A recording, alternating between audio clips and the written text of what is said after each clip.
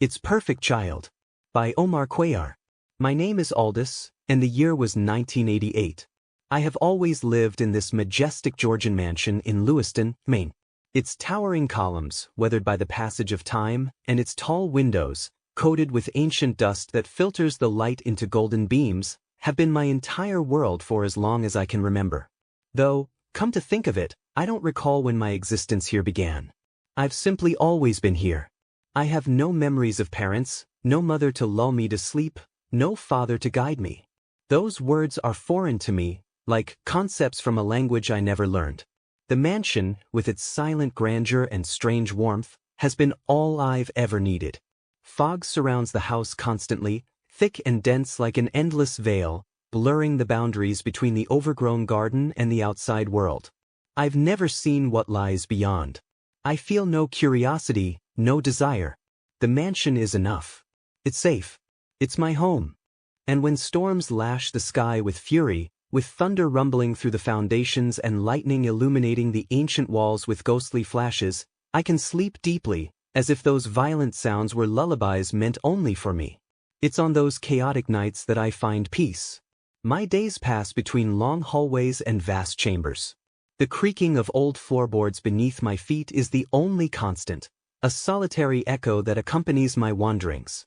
Each room holds secrets, clocks stopped decades ago, furniture draped in white sheets like motionless ghosts, and old portraits whose eyes seem to follow me. I never feel alone. Shadows dance in the corners, stretched by the faint glow of chandeliers, and sometimes ethereal figures emerge to keep me company. Ghosts perhaps, but to me they are friends. They play with me, whisper stories in forgotten tongues, and fade away when I no longer need them. In one of the oldest chambers, there's an enormous mirror, its golden frame carved with symbols I don't understand, almost like forgotten runes. It's there that I observe myself. My reflection never changes.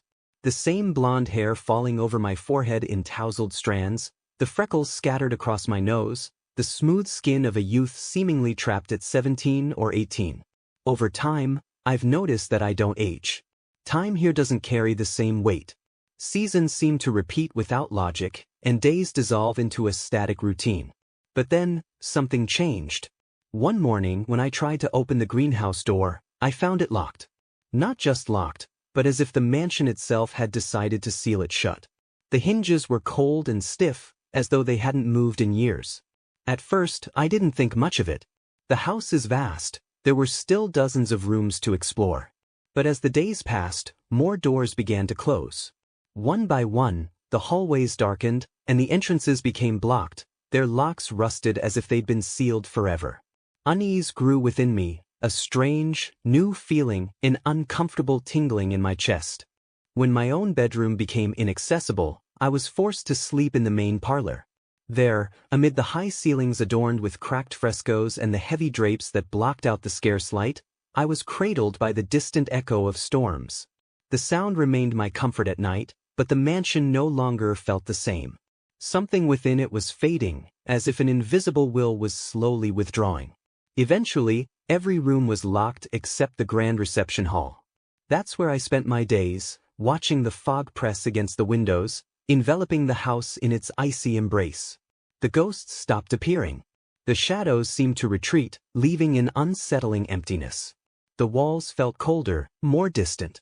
The mansion, which had always welcomed me, was now pushing me toward the edge of abandonment. Boredom turned to desperation. The weight of silence crushed my mind. I couldn't bear it any longer. Despite the overwhelming fear that the idea of leaving sparked in me, I approached the great oak door, the one I'd never crossed before. My hand trembled as I turned the handle, which was icy to the touch. With a deep groan, the door swung open, releasing a blast of cold, damp air that struck my face. The outside world was an abyss of shadows and indecipherable shapes. The fog was even thicker out there, cloaking everything in oppressive opacity. I heard whispers, distant footsteps, and invisible creatures stirring in the mist. The cold air cut into my skin as I stepped forward, each movement pulling me further from the safety I'd always known. Twisted trees rose like claws from the damp ground, and elongated shadows slithered between the trunks. Panic engulfed me. I couldn't take it anymore. I ran back to the mansion, my eternal refuge. But when I reached it, the great door was shut. I pounded on it, pleaded, screamed, but the wood remained still, cold, indifferent. The fog swirled around me, as if reveling in my misfortune. The mansion no longer wanted me inside.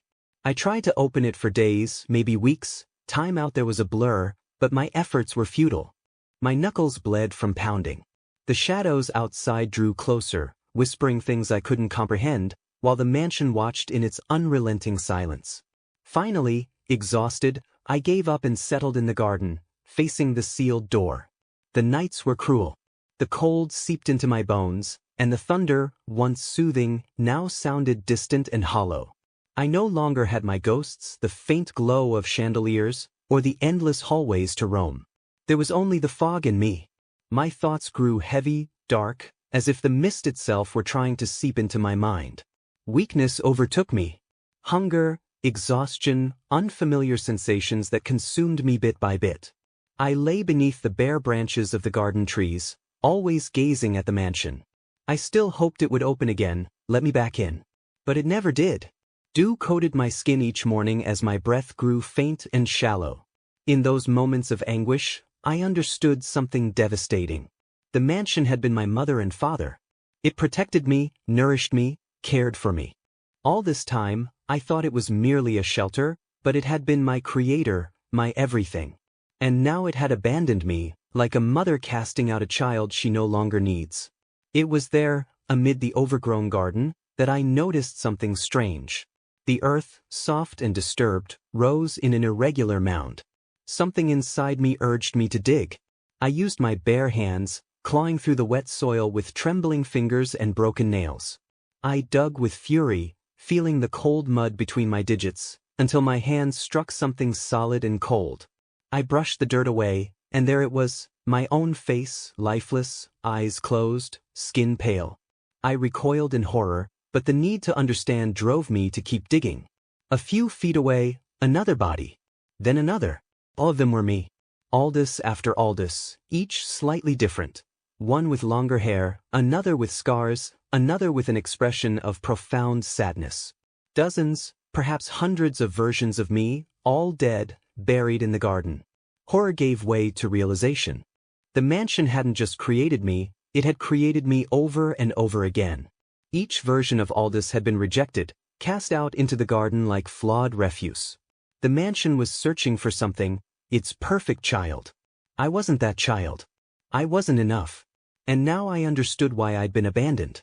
I collapsed onto the churned earth and broke into sobs. I cried until my throat was raw and my eyes burned. The weight of failure was unbearable. I wasn't special. I was just another failed experiment. The mansion had decided I, too, belonged here, forgotten, like the others. The days blurred into a storm of tears and hunger. Weak, starving, and exhausted, I cried until I could cry no more. My strength faded as the fog danced around me. And then, one day, I simply stopped. I lay back on the soft earth, surrounded by the dead versions of myself, and closed my eyes. My final thought was simple and painful. I was never enough. I died there, in the garden, beneath the mansion's cold gaze, knowing that even in death, I'd be just another mistake it would try to correct in its endless quest to create the perfect Aldous. The mansion remained silent, motionless, indifferent, and somewhere within its depths, perhaps, it began to shape another Aldous, hoping this time it would be the right one.